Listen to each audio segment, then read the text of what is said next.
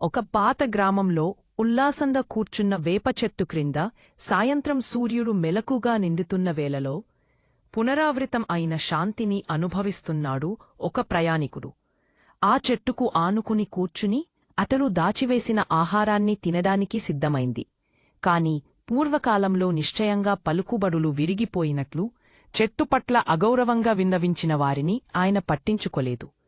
ఈ గ్రామం మరచిపోయిన ఆలస్యంలో ఉంది, కాని అందులో నిండి ఉంది. అక్కడే ఒక పాత దేవాలయ ఘంట ప్రతి అర్ధరాత్రి మ్రోగుతుంది, కాని అందుకు ఎవరూ సాక్ష్యం ఇవ్వలేరు. ఆ ఆలయం మూసి ఉంది 50 సంవత్సరాలుగా. ఆ శబ్దాన్ని విన్నవారంతా ఒకటే వారంలో చనిపోతారు. ఈ దావా దరిద్ర గ్రామాన్ని చుట్టుముట్టి అందులోకి ప్రవేశించిన ప్రతి వ్యక్తికి ఆందోళన కలిగించింది.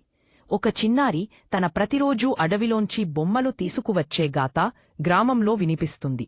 అప్పుడు అందులో కొన్ని బొమ్మలు పాతగా ఉండటం మరియు చెదిరిపోయినవి, కాని అవి ఎక్కడినుంచి వస్తున్నాయో ఎవరికీ తెలియదు.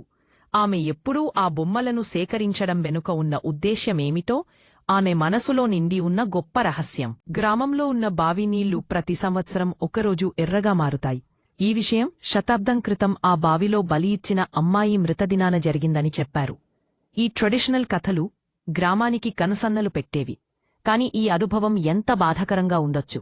అప్పుడు ఒక రాత్రి ఒక యువకుడు తన ఇంట్లో తిరుగుతున్నప్పుడు కుటుంబ సభ్యులు కూడా అతనిని గుర్తించలేకపోతున్నారు.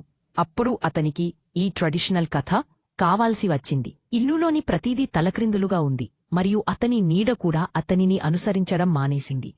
తన మనస్సు నిండా భయాలు, అద్భుతాలు మరియు మర్చిపోయిన భజనలతో అతను తన చుట్టూ ఉన్న సత్యాలను అర్థం చేసుకోవడానికి ప్రయత్నించాడు.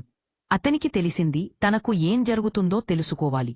ఒక పాత డైరీలో హత్యలు, ప్రమాదాలు, అగ్నిప్రమాదాలు రాసి ఉన్నవి. అది అతనిదే అనిపించింది. తన స్వంత స్వరంతో కాల్స్ వస్తున్నప్పుడు అనుభవించిన భయాలు మరింత పెరిగాయి. ఆ తప్పు చెయ్యకే అని తనను హెచ్చరించే స్వరం అతనికి వింతగా అనిపించింది. ఈ అనుభవాలు అతనికి ఒక కొత్త సందేహాన్ని కలిగించాయి. ఇంట్లోకి వచ్చిన కొత్త కుటుంబం, అద్దంలో చిన్న పిల్లవాడు ప్రతిబింబించకపోవడం, వారి భయాలు మరింత పెరిగాయి. పాత బోర్డింగ్ స్కూల్లో అడుగుజాడలు వినిపిస్తున్నప్పుడు ఎవరికీ అవి కనిపించలేదు. వాటి ప్రదేశం కూడా తడిగా ఉండటం భయాన్ని ములుములుములో మరింత నింపింది.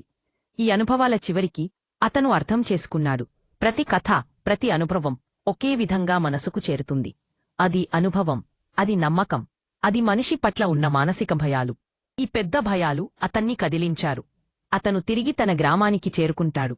కాని ఇప్పుడు ఆ పాత చెట్టు కింద కూర్చొని అతనికి తెలిసింది, ప్రతి చెట్టు, ప్రతి ధ్వని, ప్రతి అనుభవం ఒక కొత్త కథని చెప్పడానికి సిద్ధంగా ఉంది.